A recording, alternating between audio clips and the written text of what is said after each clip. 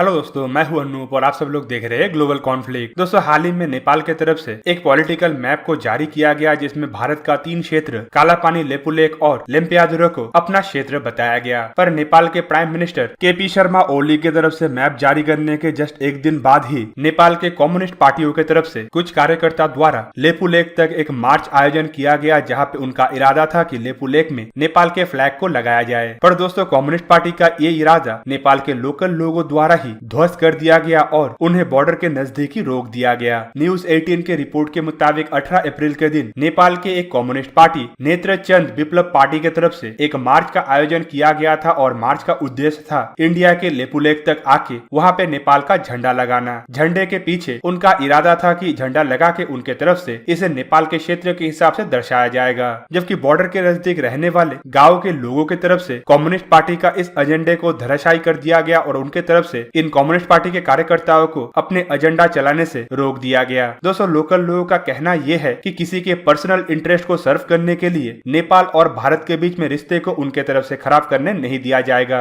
नेपाल और भारत जो सदियों से एक साथ मित्रता के साथ रह रहा है और भारत की तरफ से जहाँ पे नेपाल के साथ हमेशा से ही सद्भावना और मित्रता जताया जाता है, वहीं पे कुछ कम्युनिस्ट पार्टी के एजेंडा चलाने वाले लोगों के पर्सनल इंटरेस्ट को सर्व करने के लिए इस रिश्ते को नेपाल के लोकल लोगों द्वारा कभी भी खतरे में नहीं डाला जाएगा। जब कम्युनिस्ट पार्टी के कार्यकर्ता द्वारा बॉर्डर की तरफ बढ़ा जा रहा था तो गांव वालों के तरफ से उन्हें रोका गया और एक तरीके से उन्हें वापस जाने के लिए मजबूर किया गया। कम्युनिस्ट पार्टी की तरफ से ये भी आरोप लगाया जा रहा है कि गांव वालों की तरफ से उन्हें पीटा गया और उन्हें उस एरिया से खदेड़ दिया गया, जबकि गांव वालों का कहना है कि उन्हें बॉर्डर की तरफ बढ़ने से रोका गया ताकि उनके द्वारा ऐसा कोई भी हरकत ना किया जाए जिससे आने वाले समय में दोनों देशों के बीच में रिश्ता खराब हो। लोकल लोगों का ये भी कहना है कि अगर इनके तरफ से इस तरीके का मार्च को आयोजन किया जाता और भारत के क्षेत्र के अंदर घुसपैठ करने का कोशिश किया जाता तो ये दोनों देशों के रिश्ते को काफी खराब करता और दोनों देशों के बीच में इस रिश्ते के वजह से जिस तरीके से एक दूसरे का मदद और एक दूसरे का सहायता किया जाता है वो भी खटाई में पड़ जाता।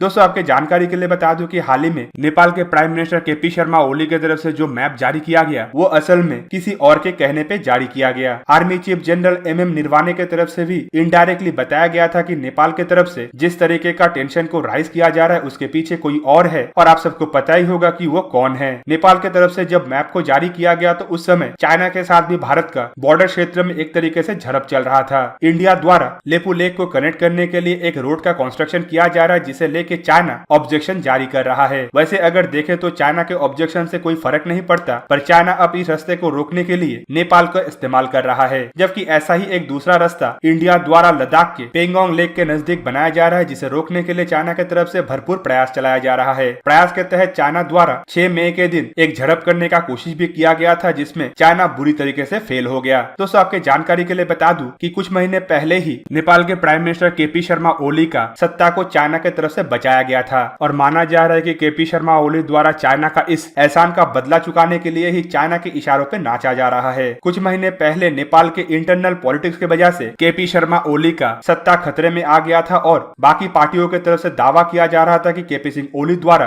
रेजिग्नेशन देना चाहिए, पर चाइना के हस्तक्षेप के बाद और चाइनीज एम्बेसडर द्वारा बाकी पार्टियों को मनाने के बाद केपी शर्मा ओली का सत्ता बरकरार रहा और अब केपी शर्मा ओली द्वारा चाइना का इस एहसान का बदला चुकाया जा रहा है। पर अगर देखें तो नेपाल के लिए चाइना इस दौरान ही सबसे बड़ा खतरा बन के आगे उभर के आया है। आप सबको पता ही होगा कि नेपाल में भी कम्युनिस्ट पार्टी द्वारा ही सत्ता चलाया जा रहा है, जबकि चाइना के कम्युनिस्ट पार्टी द्वारा हाल ही में नेपाल का सबसे बड़ा धरोहर मतलब माउंट एवरेस्ट को अपना बताया गया है, जिसे लेके नेपाल की तरफ से लोकल लोगों द्वारा तो प्रोटेस्ट किया गया, लेकिन नेपाल के गवर्नमेंट मतलब कम्युनिस्ट पार्टियों की तरफ से इसे लेके कोई भी जवाबदारी नहीं किया गया, ना ही चाइना को इसे लेके कोई सवाल किया गया। एक तरीके से देखें तो नेपाल का सबसे बड़ा धरोहर नेपाली कम्युनिस्ट पार्टियों की तरफ से चाइना के सामने सरेंडर कर दिया जा रहा है, जो नेपाल के अस्तित्व का प्रतीक भी है, साथ ही साथ इकोनॉमी को भी ग्रोथ करने का एक बहुत बड़ा हिस्सा भी है। चाइना द्वारा नेपाल के टूरिज्म सेक्टर और माउंट एवरेस्ट के चढ़ाई के लिए आने वाले टूरिस्टों को आकर्षित करने के लिए इस तरीके का चाल चला गया, जबकि कुछ महीने पहले ही चाइना की तरफ से माउंट एवरेस्ट तक चढ़ाई करने के लिए अपने तरफ से रास्ते का भी खोज किया जा रहा था। अब चाइना नेपाल के सबसे बड़ा धरोहर के साथ साथ इकोनॉमी के ऊपर भी एक बहुत बड़ा खतरा बन के आगे आया है, पर नेपाल के गवर्नमेंट के द्वारा इसे नजरअंदाज किया जा रहा है और शी जिनपिंग के हाथ में खेला जा रहा है। पर नेपाल के लोग चाइना और नेपाल के प्राइम मिनिस्टर के द्वारा चले गए ये चाल को बाखूबी जानते हैं, इसीलिए भारत के पक्ष में नेपाल के लोग जैसे पहले थे वैसे अभी भी है। नेपाल के लोकल लोगों की तरफ से भारत को हमेशा से ही सपोर्ट किया जाता है और भारत को सबसे बड़ा मित्र माना जाता है, और इसका